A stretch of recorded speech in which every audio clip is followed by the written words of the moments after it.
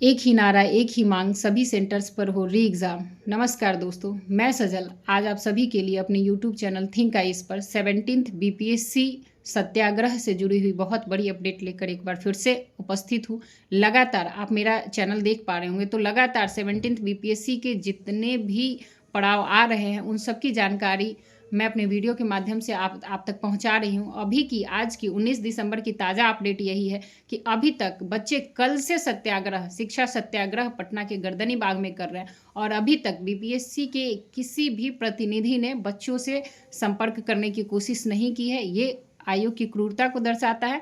मैं आयोग से और बिहार सरकार से आग्रह करना चाहती हूँ उन बच्चों की तरफ से 17th बीपीएससी एग्ज़ाम के जितने भी स्टूडेंट्स हैं उन सब की तरफ से कि हम शिक्षा सत्याग्रह कर रहे हैं। हम अपने मौलिक अधिकारों का प्रयोग करते हुए आपसे अपने हक की लड़ाई मांग रहे हैं, अपने हक की अधिकारों की मांग कर रहे हैं। कृपया करके उसे सुना क्योंकि बच्चों ने बहुत बड़ी शालीनता का परिचय दिया है। बच्चे आंदोलन नहीं कर रहे हैं, बच्चे आग्रह कर रहे हैं, सत्याग्रह कर रहे हैं और सत्याग्रह का मतलब ही होता है सत्य के लिए आग्रह करना।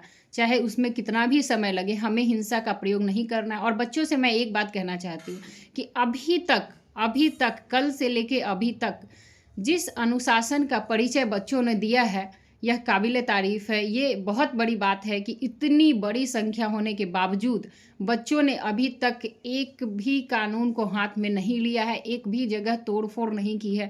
बच्चों ने इतने बड़े अनुशासन का परिचय दिया है, बच्चों ने इतने अनुशासनात्मक तरीके से सत्याग्रह को किया है। तो आगे भी बच्चों से मेरा यही आग्रह है और बच्चों को मेरा यही संदेश है कि आप अपना सत्याग्रह जारी रखें शांतिपूर्ण तरीके से। ये आपका हमारा फंडामेंटल राइट है और इसका यूज़ हम लोग करेंगे, भरपूर यूज़ करेंगे, लेकिन शांतिपूर्ण तरीके से। क्योंकि कल को हम सब प्रशासन में जाने वाले, हम लोग इस देश को लीड करने वाले योद्धा हैं और ऐसे में अगर हम गलती करेंगे तो फिर ये मैसेज सही नहीं जाएगा देश के अंदर। इसलिए हमें भीड़ तंत्र का हिस्सा नहीं बनना है, हमें एक जगह एकजुट होकर सत्य के लिए आग्रह करना है। हमें हर परिस्थिति में यह ध्यान रखना है कि सत्य के लिए आग्रह करना है।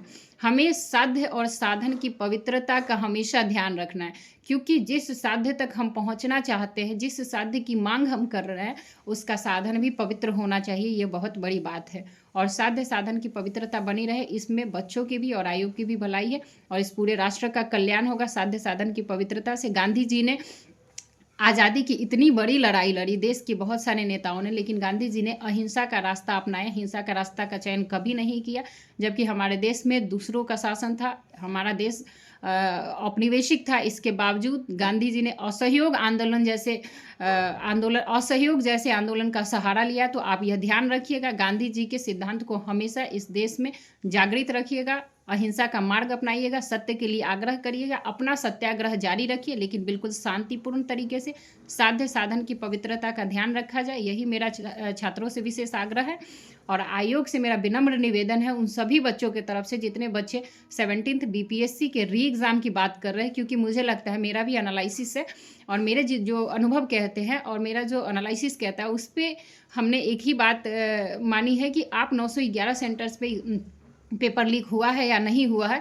ये इतने कम समय में 13 तारीख को पेपर लीक हुआ, आपके पास 14 का समय था, 15, 16, 17, आप 3-4 दिन में 2-3 दिन में कैसे आखिरकार आपने यह पता लगा लिया कि बाकी 911 सेंटर्स पे पेपर लीक नहीं हुआ है। तो ये थोड़ा सा हास्यास्पद लगता है ये सुनने में, ये बातें कि 2 दिन में आयोग ने यह जारी कर दिया कि हाँ, कहीं भी एग्जाम सेंटर्स पे पेपर लीक नहीं हुआ है।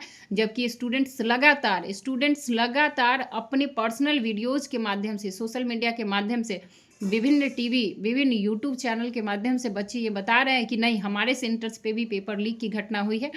एक बच्ची का वीडियो मैंने देखा, उसमें उन बच्ची का कहना था कि हमारे सेंटर्स पे कुछ बच्चों ने पेंसिल, जबकि एग्ज़ाम में स्ट्रिक्टली अलाउड नहीं होता है। स्ट्रिक्टली नोटिफिकेशन में ये चीज़ें दर्शाई गई हैं कि आप ब्लू या ब्लैक पेन और एडमिट कार्ड के अलावा कुछ भी नहीं ले जा सकते। कुछ भी नहीं मतलब कुछ भी नहीं।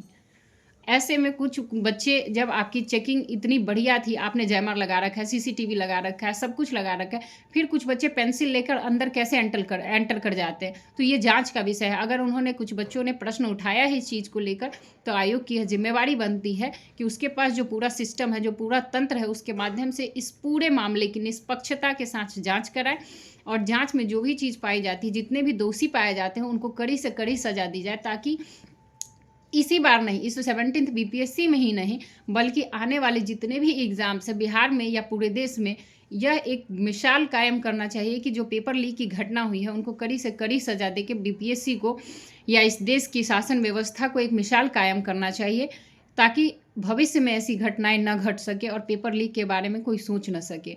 तो मेरा यही आग्रह है कि जो दोषी पाए जाएंगे उनको कड़ी से कड़ी सज़ा मिले, और जितने भी स्टूडेंट्स हैं 17th बीपीएससी के, न केवल 12,000 स्टूडेंट्स को न्याय मिले पेपर लीक करके एक एग्ज़ाम सेंटर का, बल्कि जो 912 सेंटर्स पे जो एग्ज़ाम हुए हैं उसमें से किसी एक बच्चे के साथ भी अन्याय न हो, इसका ध्यान रखना होगा। क्योंकि हो सकता है कि आयोग के अध्यक्ष अभी थोड़ी देर के लिए ये चीज़ें भूल गई होंगी कि भारत की न्यायपालिका में भले ही कहा जाता है कि 100 दोषी छूट जाए, लेकिन एक भी निर्दोष व्यक्ति को सज़ा नहीं मिलनी चाहिए। यह है भारत की न्यायपालिका, और हमें अपने भारत की न्यायपालिका के मूल सिद्धांत को, हमें भारत के संविधान को नहीं भूलना चाहिए।